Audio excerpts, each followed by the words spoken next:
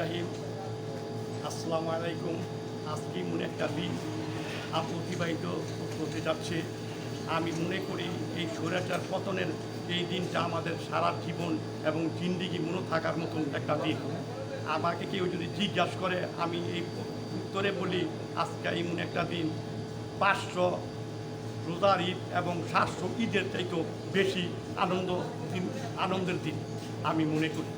ঈদের দিনে একটা ঈদের দিন সমান 500 রোজার ঈদ এবং একটাই ঈদের সমান 700 রোজা ঈদের মতন, যেমন এক দিনের আনন্দ চাইতে এবং 700 এবং 500 ঈদের চাইতেও বেশি আনন্দ পাইতেছে এই স্বৈরাচার পতনের কারণে।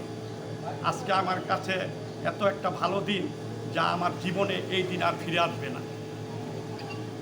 সব দিন আজকের এই দিন।